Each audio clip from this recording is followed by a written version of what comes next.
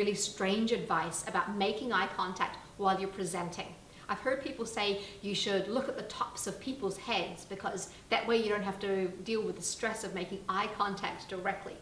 I think that's terrible advice.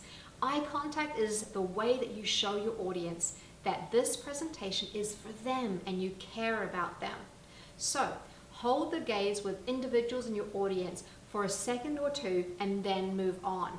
Now, how do you know if it's just a second or two? Because you don't want to be counting.